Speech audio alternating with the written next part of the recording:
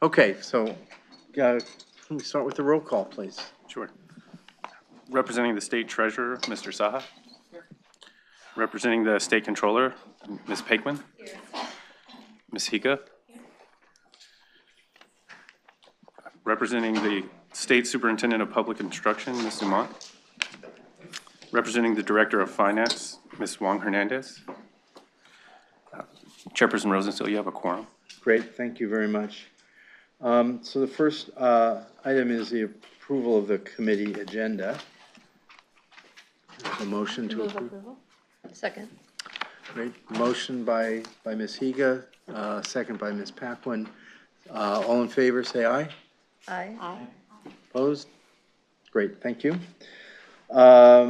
So the next item is the approval of the minutes of the November 2nd, 2017 committee meeting. Any comments on that? Can I hear a motion for approval? I'll move to approve. Second. Okay, reverse that this time. Ms. Paquin motion and second by Ms. Higa. All in favor? Aye. Aye. Opposed? Great. Okay, so then there's an information item, the progress, number 3, progress on independent financial statement auditors management letter. It's a consent agenda information item. I don't know if anybody wants to are we going to have a presentation on this since it's a consent item? I don't think we are. So I guess if there's anybody who has any questions about it, otherwise we'll just move on. Any questions on that? Great. Okay. Item 4, the fiscal year 2018-19 financial statement audit plan. Our friends from Crow, Brenda.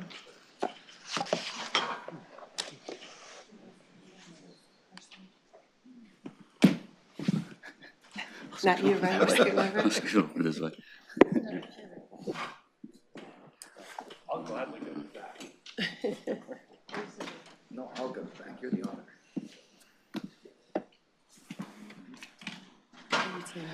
Yeah. Yes, good morning, Mr. Chair and members of the committee.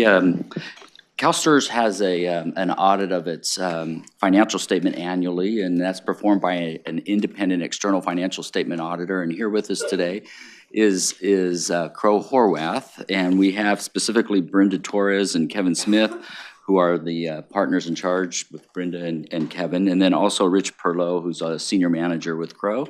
And annually they outline kind of their plan of approach for the new year, and they share that with the committee. It gives you an opportunity to answer questions, and it also informs you of any new, perhaps Gatsby requirements or anything like that that might impact the audit. And so with that, I'm just going to turn it over to Brenda Torres. Good morning, Larry. Thank you, Larry. Appreciate it. Good morning, Mr. Chair, members of the Audits and Risk Management Committee. As many of you already know, I'm a little bit under the weather today, so if I don't project the same level of energy, I certainly apologize up front. I'm not sure if I'm elated or offended that we used to typically be on Wednesdays of a 3-day meeting, and now we're kind of at the tail end, so if I say you're saving the best for last, we'll just go with that, and I'll feel pretty good about it. What we're here to do is really talk about our audit client service plan. As Larry stated, many of you are familiar with Kevin and myself and the roles that we've played on the engagement. We did ask Rich to join us today. Rich is a senior manager located in Southern California. He is a senior manager working very closely with Craig Sullivan, who's a partner. Many of you know Craig, really leading the IT audit component of the financial statement audit. And what we thought we would do today when we get to the presentation a little bit later is allow Rich an opportunity to give you more insight into what that looks like in terms of identification of financially significant systems that are producing the financial statements, our approach with respect to that, and then speak to the new pension solution a little bit as well, just to be sure that from an OM committee perspective, you certainly understand the scope of our engagement with Calstrs currently as it relates to that particular solution. In terms of the agenda, I'll quickly cover the client service team and our deliverables. There are some newer members of the ARM committee, so for those of you that are veterans, if you will, please bear with me as maybe it's things that you've heard in the past, but I want to make sure everybody has full visibility to what we do. We'll give some high-level overview of the timeline, Kevin's really going to cover the audit planning, communications, and considerations. And again, Rich is going to cover the IT component. There's one new accounting standard, and we always say questions and discussions at the end, but I don't think we ever save anything for the end. So please interject and ask questions as we go along. We always say and want to make sure that you fully understand, we work with management to produce the financial statements and issue our opinion and our other deliverables, but we work for you as the ARM committee, and that's very important that we clearly identify those roles and responsibilities. We've shared in detail before our client service team, and just wanted to remind all of you as to what that looks like. So your executive leadership are the number of partners from Crow that serve this particular engagement, Kevin and myself probably being the faces that you're most familiar with. We do have a quality control review process. So on the left-hand side, that risk mitigation review is a completely independent second partner that reviews the work that we do, as well as our assurance professional practice or our national office overseeing the work that's conducted by Crow. In addition to that, we do use subject matter specialists with respect to supplementing our expertise. You're going to find this primarily in 3 different areas. Investment valuation. If you think about investments and you think about when we've reported to you in the past, those key components and areas of the audit and investment valuation, existence and valuation, especially of the alternative investments being very important. Gabriel Roeder-Smith continues to be our subcontracted actuary as it relates to actuarial services and reviewing all of the valuations that are performed, evaluating the expertise of both your internal and external actuaries, and helping us make assessments of the actuarial assumptions that you approve on an annual basis. Rich is going to speak to the IT audit component, and we're going to give that a little bit more of an emphasis this year. And then overall project management, I do want to speak to this, and many of you know this as well. Alexis Fitzpatrick, who's often joined us in the past, resigned from Crow and took another position with an employer here in the community. And we are intending to replace Alexis. We have identified an audit director from our Sacramento office that comes to you with actually probably more experience than Alexis had that will be joining our team. And we will make sure that appropriate introductions occur for all of you, as well as with leadership and management, if you will. And that's a really important and key role. Someone who works very, very closely with Kevin and myself. As you look at the different areas of the audit, we do segment our team, if you will, and make sure we kind of have a leadership team with staff supporting them in each of these critical areas. In terms of our services and deliverables, so I'll speak to, there are really, I'll look at it as almost 3 independent engagements, if you will, that Calstrs employs Crow to do.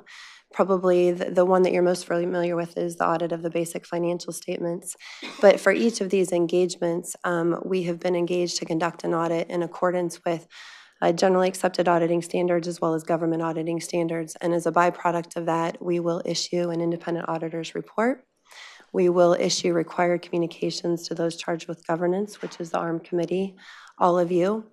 And then we will provide a report on internal controls. And in this report, if we were to identify any significant deficiencies or material weaknesses in the control structure, those would be reported through that mechanism.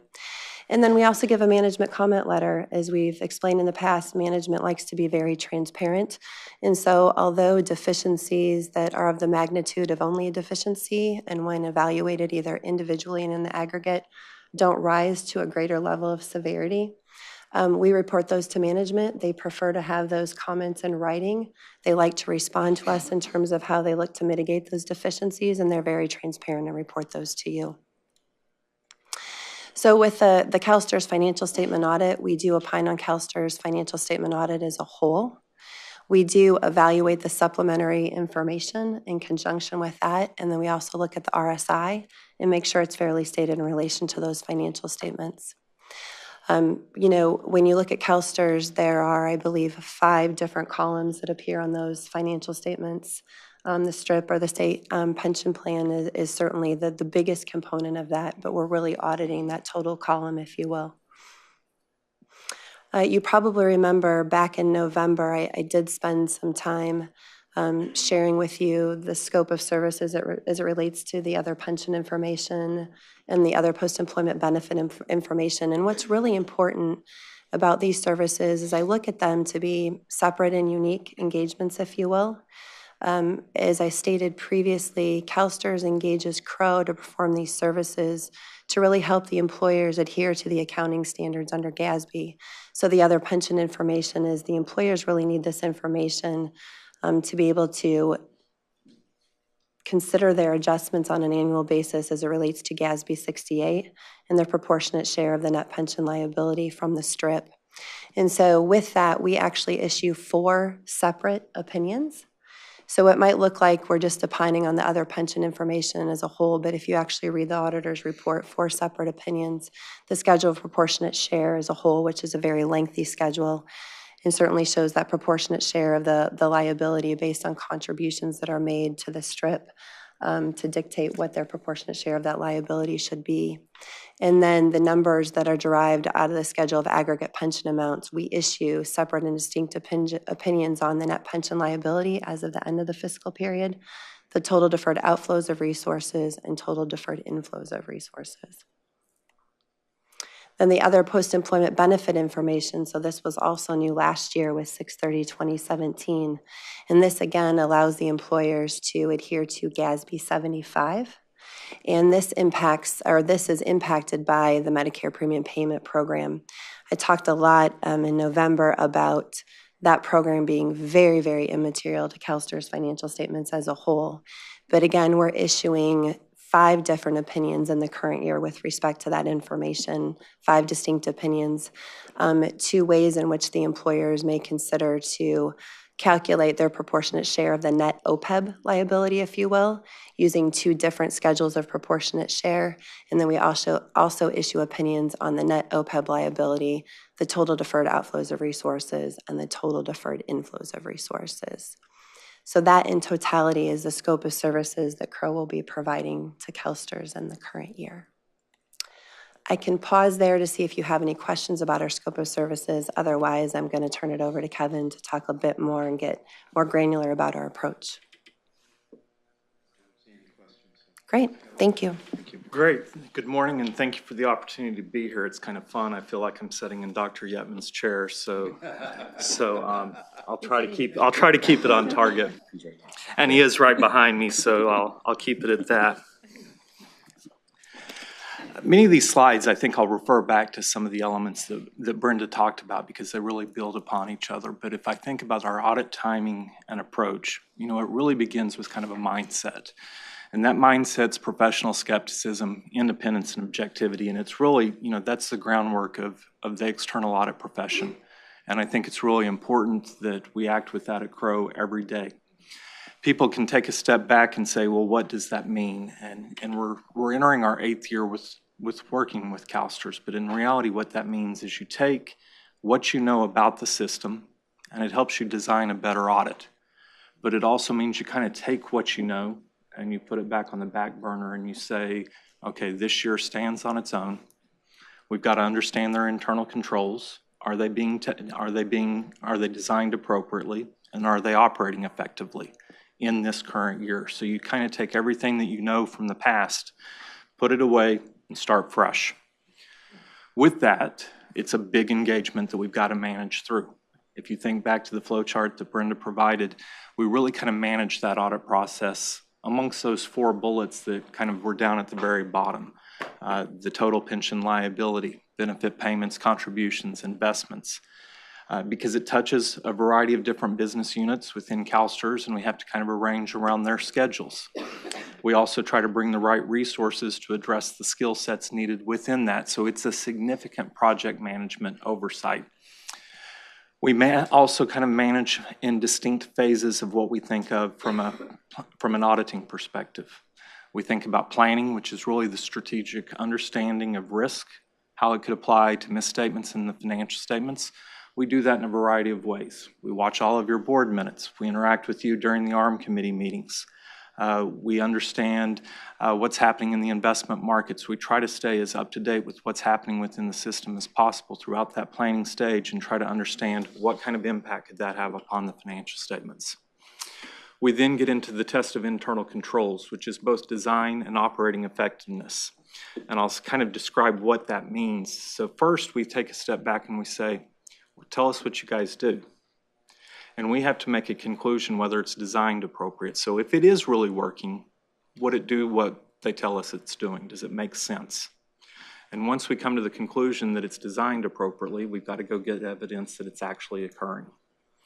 After we make these assessments, we can then have an understanding of where we believe that residual risk lies within your financial statements or your systems.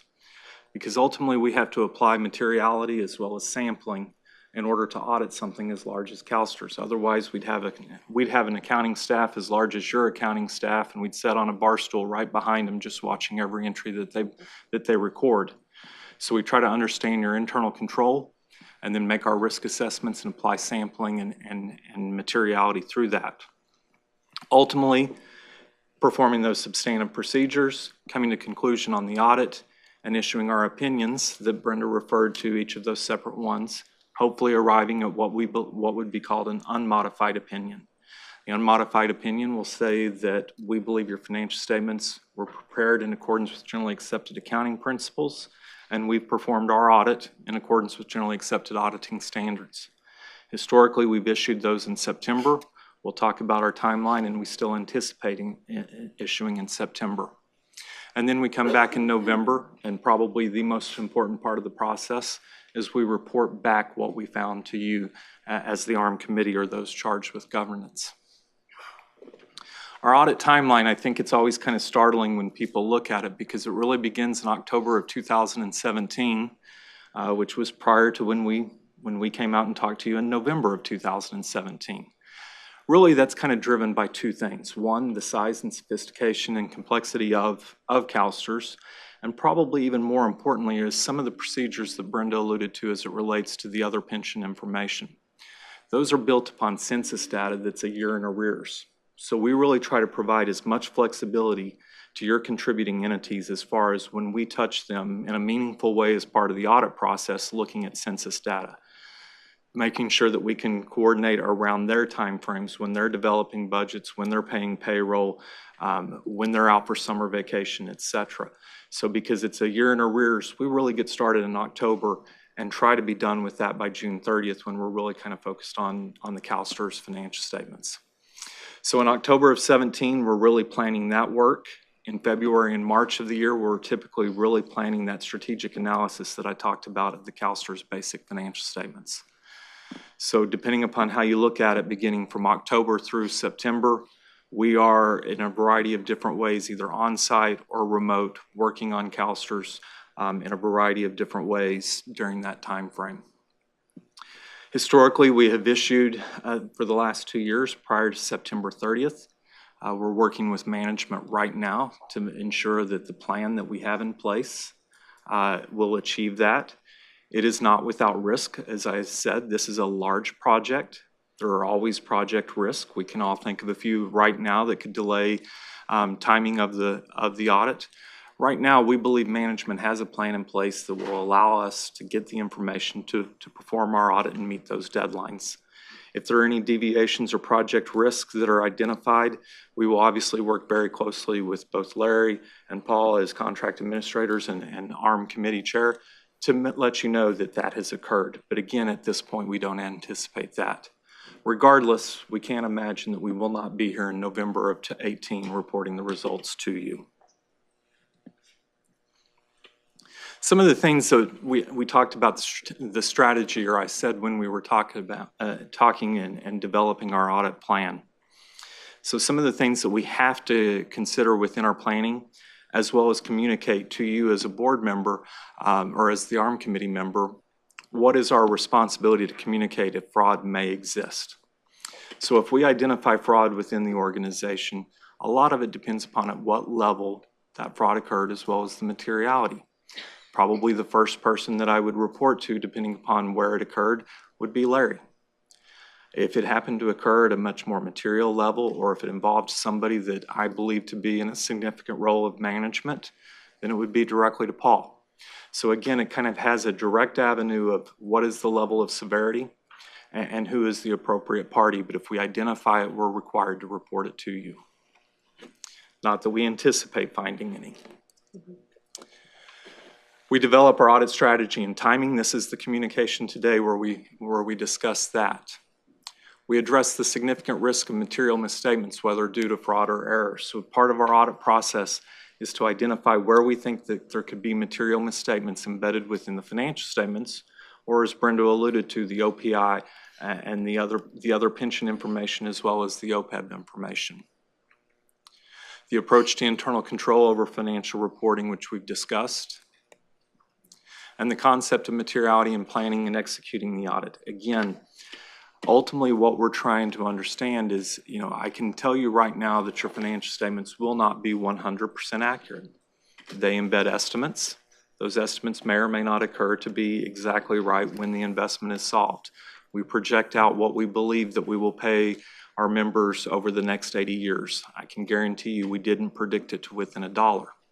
What we're trying to say is that the financial statements are materially correct, that a user of the financial statements making informed decisions can rely upon those financial statements, and that's where the concept of materiality comes in. Kevin, can I interject on Yes. materiality? Because I should have covered this before and I didn't, but I want to talk about it here because it's really important. When I talked about the different opinions that we issue as a byproduct of what I consider to be 3 separate engagements, and I talked about those different opinion units, we are required to perform each of these procedures with respect to each of those opinion units, and materiality is a key component of that. So I think it's important for you all to know that if we were just to audit Calstrs financial statements as a whole and we weren't auditing those other additional amounts, if you will, there are times that we apply materiality levels that are much lower because of the opinion that we're issuing, if you will. And then those procedures really resonate through Calstrs financial statements, but they're a byproduct of issuing those other amounts. So to give you an example, the schedule of proportionate share. The schedule of proportionate share, as it relates to the other pension information, includes contributions from all the contributing entities, which would be the employers and then the state. That number in and of itself and that schedule as a whole is not all that material to Calstrs financial statements as a whole.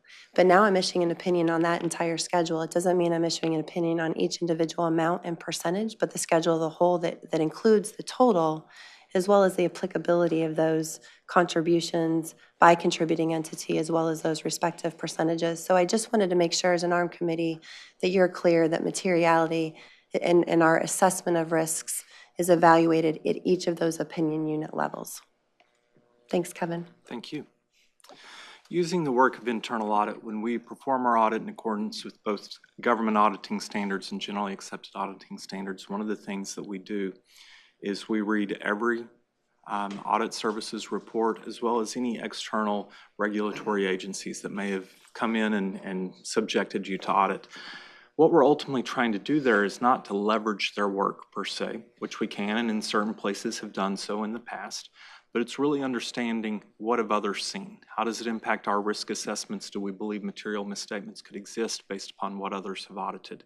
So it's not turning a blind or turning our blinders on and saying we're just, we're the smartest people in the room and we're going to develop our own audit procedures. If other people have looked at you, what was the impact of that on our risk assessment? We also try to factor in views of the ARM committee in areas that warrant particular attention. This is today is one of the avenues for that to occur with your questions and answers at the conclusion of this engagement, as well as our other interactions with you individually throughout the year. When we perform a better audit when we understand where you see risk within the financial statements as well. It can come back as meaningful impact or meaningful recommendations to management as far as improving the internal control structure. It can provide us additional evidence of areas of risk that we may not have seen through minutes or other things that we have been subject to or have reviewed. So they are very meaningful to us. At a high level, to walk through the things that we've identified as part of our audit planning as of right now, some of the key considerations and things that we will be either have addressed or will be addressing soon. One of the very first steps we take is we look at prior year deficiencies. One, because it's an impact to understand what things could have occurred in the current year to improve the internal control structure. If you remember, as we report deficiencies, management always has a plan in place to address those or remediate those. Have they done that? What testing can we do to come to the conclusion that they have? As you can imagine, when you evaluate your own financial statements, the existence and valuation of the investment portfolio is always a significant audit risk.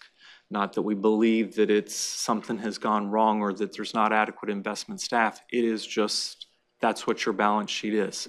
You've collected cash, you've turned it into an investment portfolio, and that's what we audit. Do those assets exist? And are they valued appropriately at June 30th, 2018? The other key estimate embedded within the financial statements is the total pension liability and the total OPEB liability.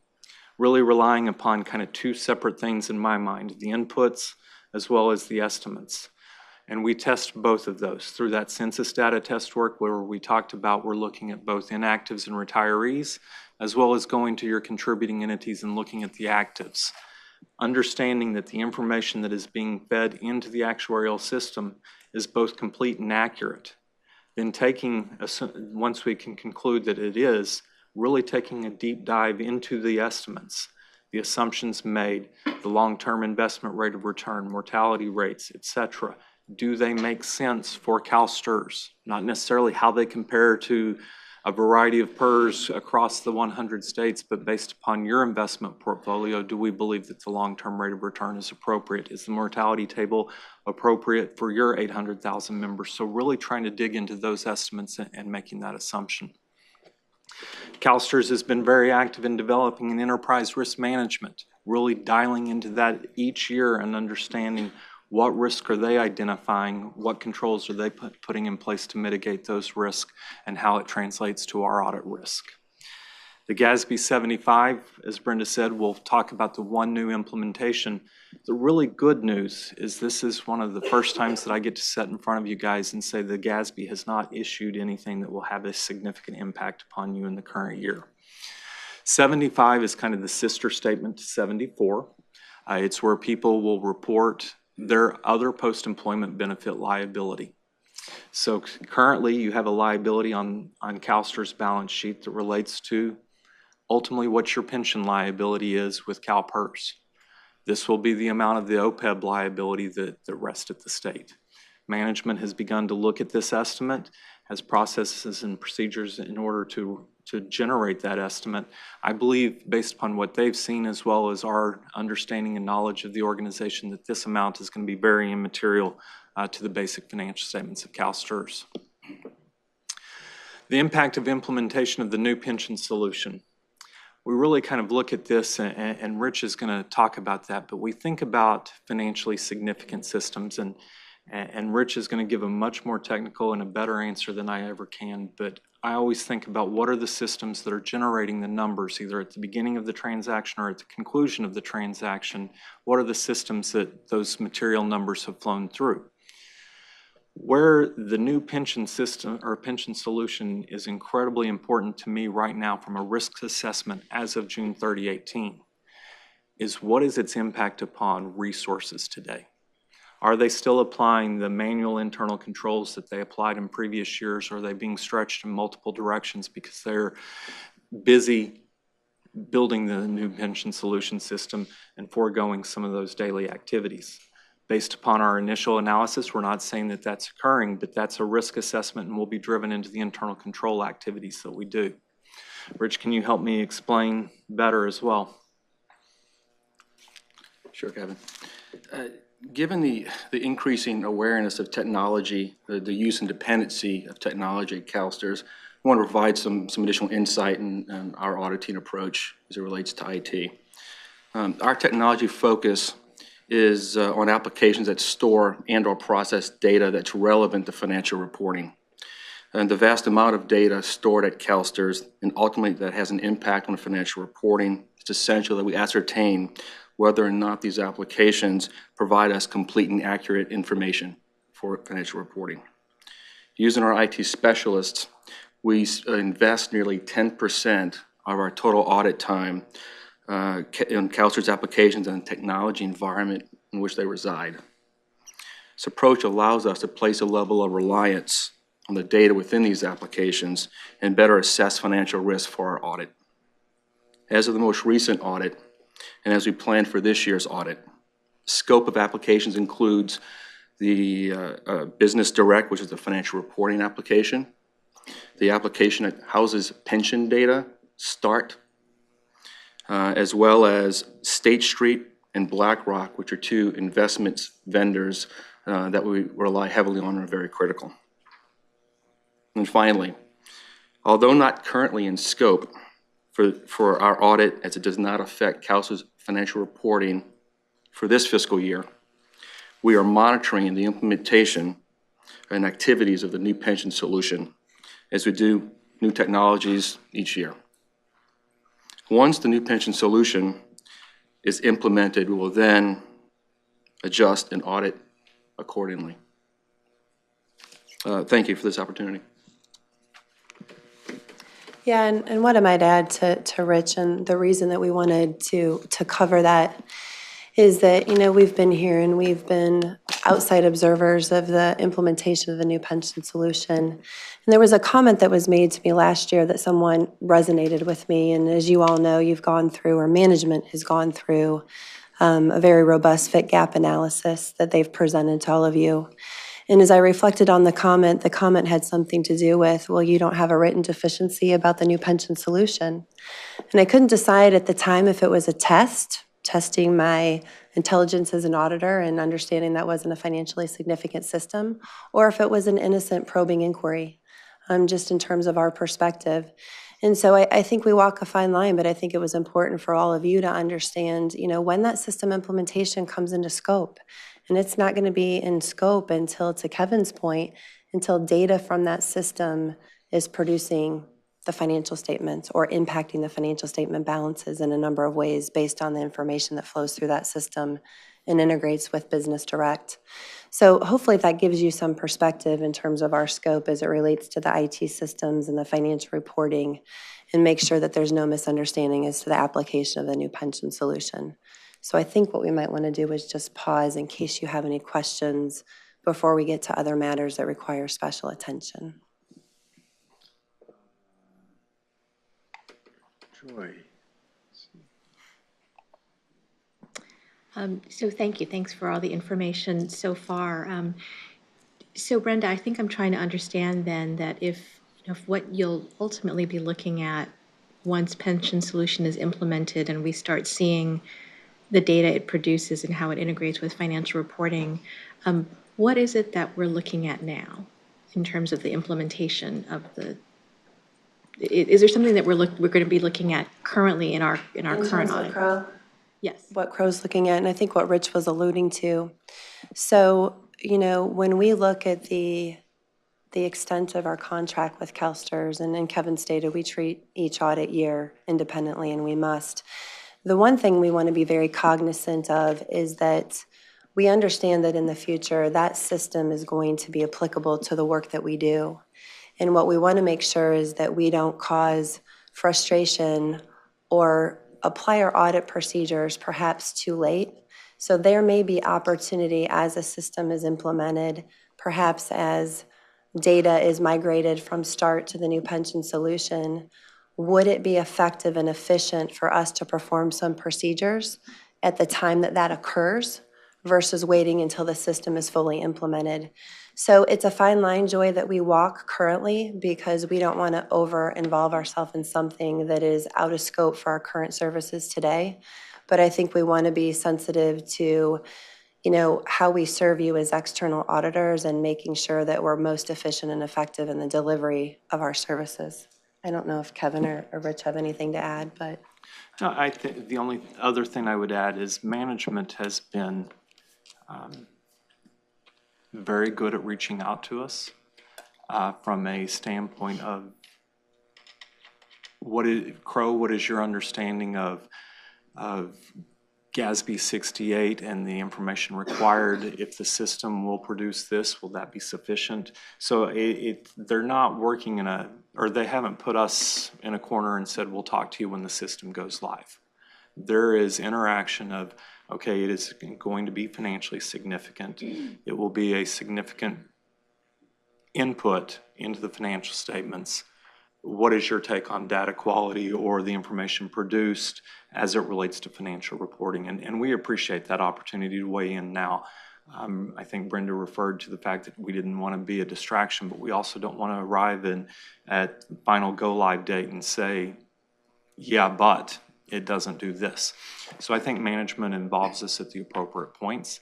Where it is difficult as an external auditor is you're kind of pulled versus pushed into that. I think it's appropriate, but it's that fine line that Brenda's talking about. So that's helpful, and I'm glad to hear that that the executive team or the management team is pulling you in and asking those kinds of questions. And maybe it gets to something we discussed in the pension solution discussions yesterday, that we want to make sure that we're seeing at appropriate points in the implementation demonstrations of the software so that we can validate those, kind of hitting those kind of stage gates, and perhaps those provide the kinds of opportunities that you're talking about to verify that what we're starting to see produced is consistent with, doesn't raise any concerns or questions on your part. Mm-hmm. Yes, thank you for that question. I just wanted to let you know that this has been something that's been top of mind for us, when managing the contract, the financial statement audit for well over a year. And we've had some discussions, and we've worked with the pension solution team about, when is the right time for the auditors to become involved and to what extent. And because we have to ensure that they first maintain their independence in the entire process so that they can express an opinion on the financial statements, but yet at the same time, they have to be able to be familiar with, as I think it was described earlier, as when that data comes in and that transaction, hits our system and begins, and then how does that flow to our financial statements. And so we're working with the pension solution team, and we've had some consultation with Crow on some approaches perhaps, and when is the right time and how to approach that so that they have the information that they need in order to conduct their financial statement at the appropriate time. Yeah, and to Larry's credit, and I think we were going to say the same thing, but to Larry's credit, he's been all over this, and it is something that we've talked about. And given the significance of the project, I'm sure you can appreciate, it comes up in many of our discussions. So that's why we just wanted to make sure that you understood the applicability and when it's going to be more applicable versus now. Thank you. You're welcome. Nora. So two questions. So I guess one is wondering, in other systems that have had these transitions, what has been the role of auditors, or is this something that, because it seems to me that if other people have done it, there's a way to figure out sort of when do all of you participate or are part of that process? And the other question is, as we're looking at the schedules for the pension solutions program that we talked about yesterday, a lot about, is there a way to build in the auditors into the actual sort of maybe simulations that may take place about whether the system is working or not, so that you're asking the questions of, let's say something doesn't work, that you already are part of that process and being able to do it in a way that is objective and not necessarily getting into the weeds of the system, but actually being able to say, well, wait a second, there's some red flags about things that we should be looking at. So it's not the gotcha, like, there's a problem, but beforehand we're able to figure out what those things are. And I may be getting into the weeds too much, so please feel free to let me know. No, that's okay. I appreciate your questions. And I might be giving you somewhat the same answer for both questions. And both, I think Larry and Kevin spoke to this. So what's challenging is that I think either your external auditor or other auditors can play a role in exactly what you describe. I think what's most important is we need to maintain our independence and our objectivity. So we cannot engage in a consulting arrangement with you. And independence is something that needs to be measured both with fact and appearance, if you will. So if we would, in appearance, like we're not being independent, that would be for management to raise a concern, you as ARM committee members to raise a concern. And so Kevin talked earlier about independence and objectivity, something we take very, very seriously.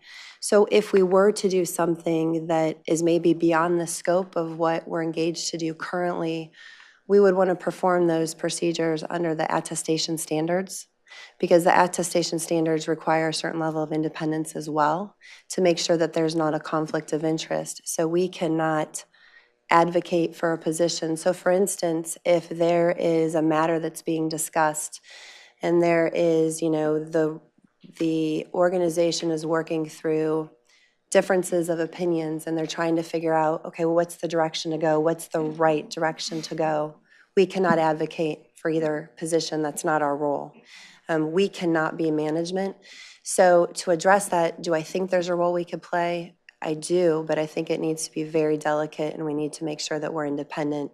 And we will be very transparent to you if we believe that that could cross the line, whether in fact it wouldn't, but in appearance it might. We're going to be pretty conservative with that. And that gets difficult because we want to provide value to the organization, but we take our standards very seriously. Does that? Go ahead, Cassandra. Yeah, Cassandra, and I see Ashish came up, so. Yeah, I just wanted to comment, because we have had this conversation with Brenda and Kevin on these exact issues, because we do want to be able to have some level of assurance in an audit component built in so that we can make sure and test what's being implemented is actually coming to fruition, and we have to have the right skill set. So we are going to be, and we talk to, Larry and I talk constantly, so we'll be talking and deciding who's the right organization, whether it be our internal audits or it's, auditing a lot of different things in the organization on a continuous basis based on our level of risk and what we're focused on, but bringing in the right resources, but making sure that our CRO auditors have a level of independence from an outside perspective and aren't in the weeds, helping management make decisions and while we're going through the process. Yeah, I think you covered it. One example I might give, because Kevin gave a good definition of controls and design and operating effectiveness. So if management were to say, we would like you to review our plan for migration of the data from start to the new pension solution, I can't really comment on a plan or a process.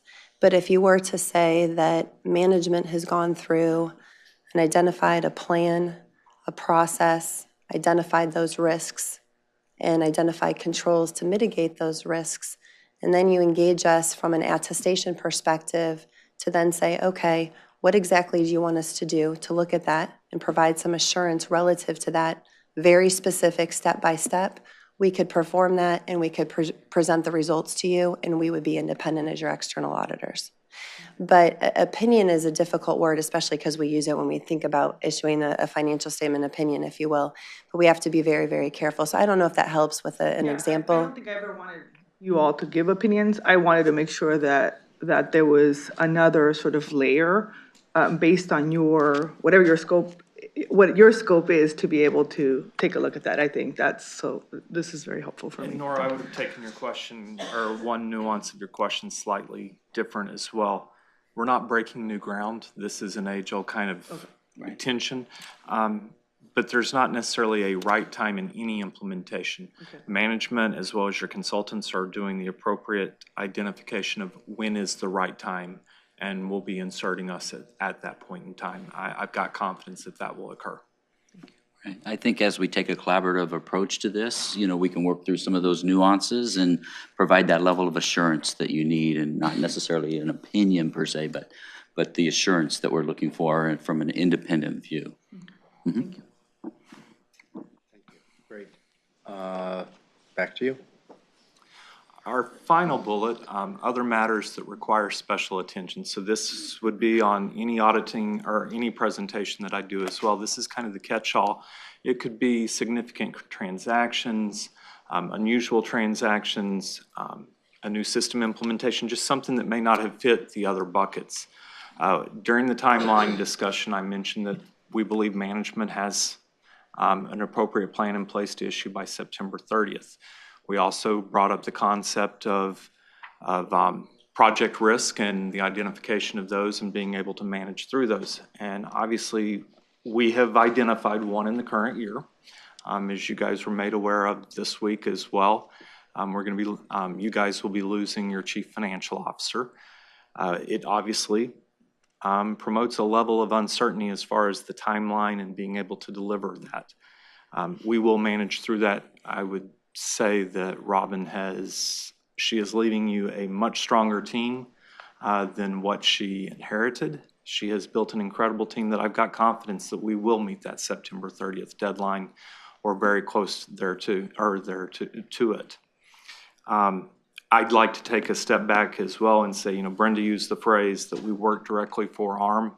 We work closely with management. Over the course of the last 7 years, we've worked very closely with Robin. I wanted to say thank you at this point for all the work that she's done. We have, I think, been very challenging to Calstrs. We demanded a lot, and you guys have delivered above and beyond our expectations, and in a lot of respects, that's due to the oversight of ARM, tone at the top that permeates from Jack down, but a lot of it also rests on the shoulders of Robin and her team, and I just want to say thank you to her. Yeah, and I want to add to what Kevin said and maybe share a little bit of a story. When we first had an opportunity to get to know the Calstrs organization was through an RFP process that probably occurred 8 years ago. And at that point in time, our recollection is that Robin was the interim CFO, and I can remember where I was sitting, and I can remember where Robin was sitting. I think there were 35 people in the room to ask questions of each of the auditors that were proposing on the work. And she definitely asked some difficult questions, and it kind of resonated with me and said, I really want to do work for this organization. I hope she becomes their permanent CFO and the interim title, is taken away. And I think she's going to challenge me, and I'm going to grow from this experience. And she's provided that to me and to our team. And frankly, I'll tell you, she's provided that to her own team. The level of competency and expertise that I've seen over the years that we've been here and the growth of her team and the transformation of the financial services branch within the organization has been great. It never would have been done without, to Kevin's point, the tone at the top that really starts with Jack.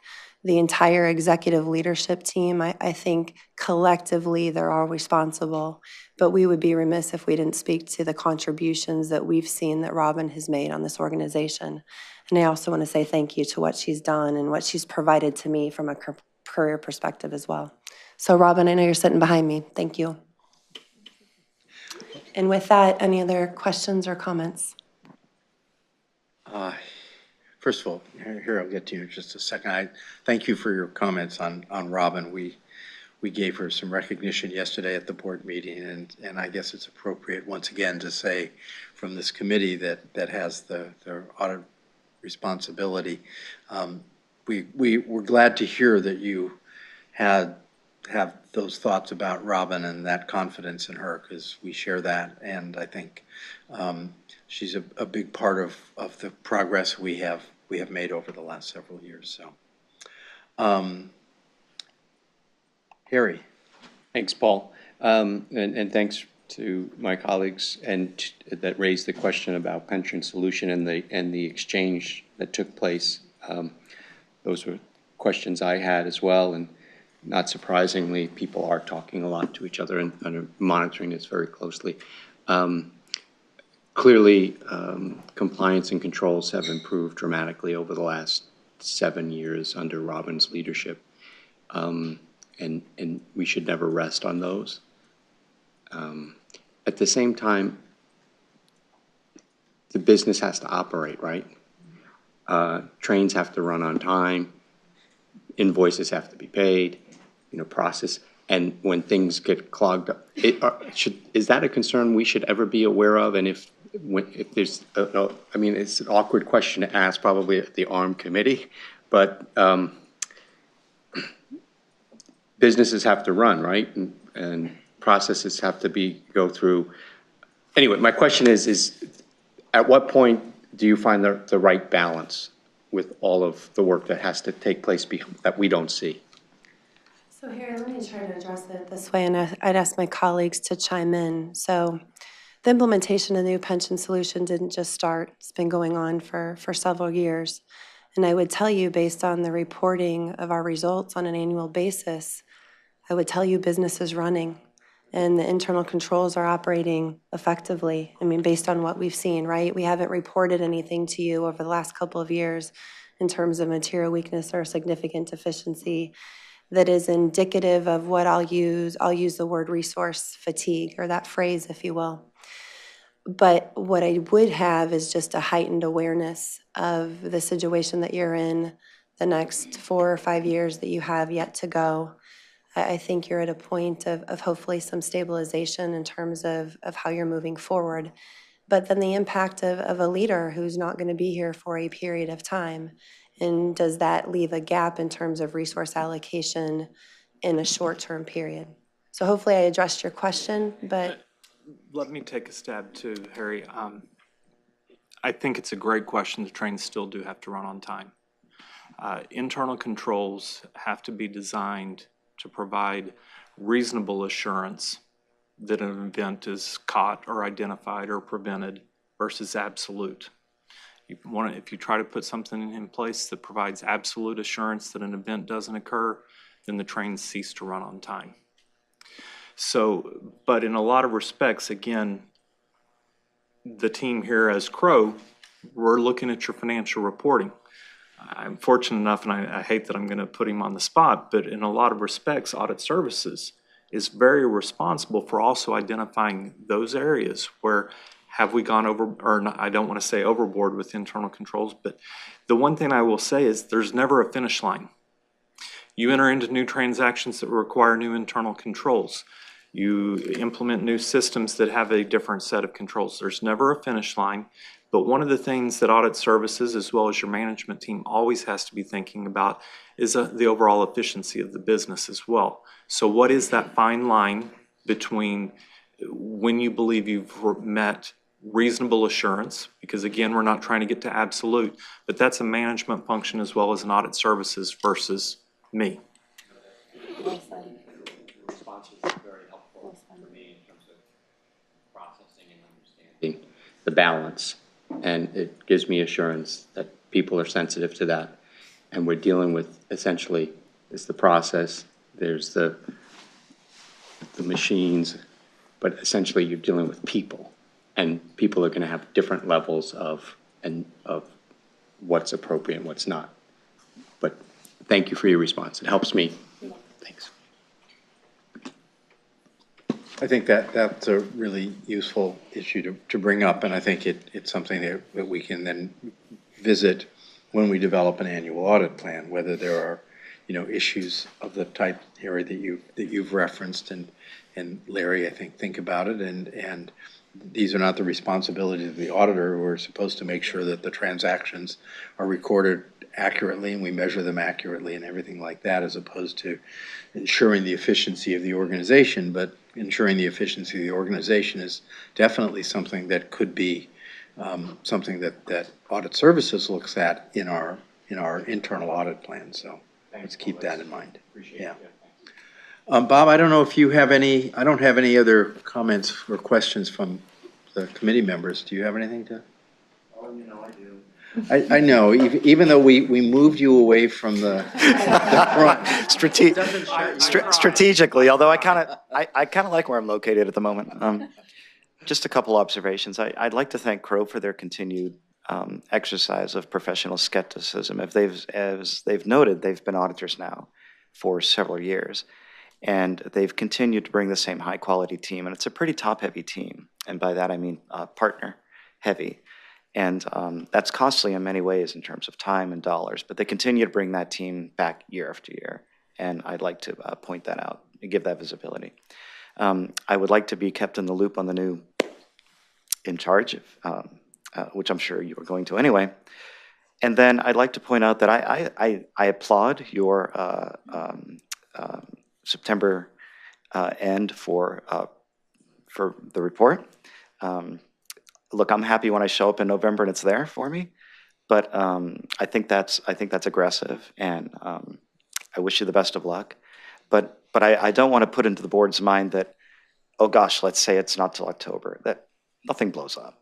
That's just that's Crow being Crow, putting an internal burden on themselves, and when they put it on paper, that's fairly strong.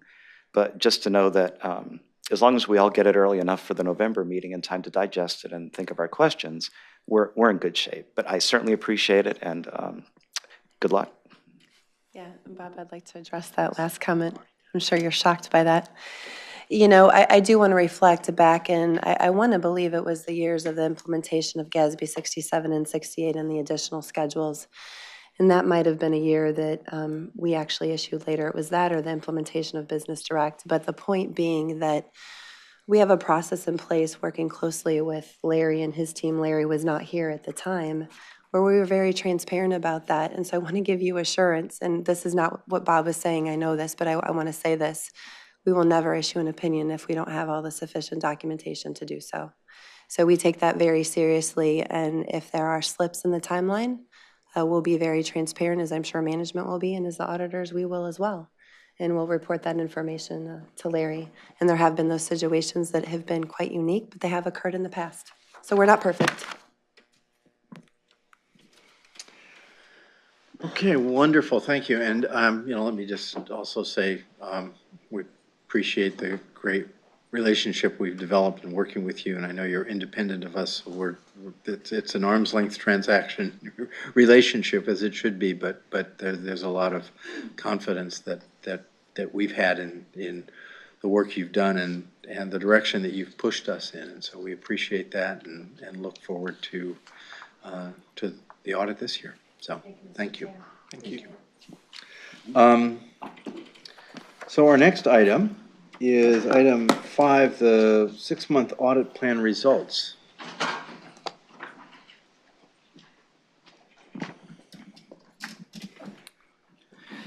Yeah, as the committee may recall, audit services, because of the change of schedule that we have with the ARM committee meetings, we transitioned to from a fiscal year plan to now a calendar year plan. And so last year we developed a plan just for that 6-month period to transition us through to the new calendar year plan that we're operating under now. And so it was a quick year for us, or if you will, or a quick time period for an audit plan, but we did a lot of great work of accomplishing it, and so we wanted to just quickly share the results with you.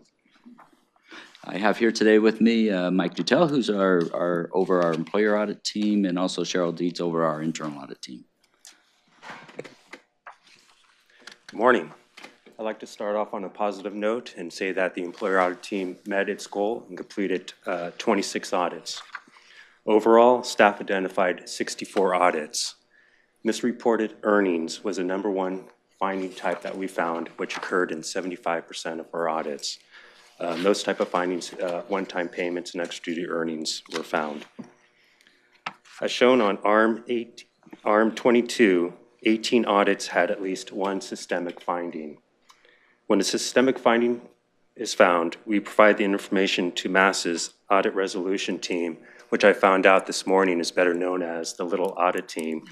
They provide the follow-up, and they work with the employer to identify additional members that are impacted by the finding. They also assist the employer with making the necessary corrections to the impacted members' accounts.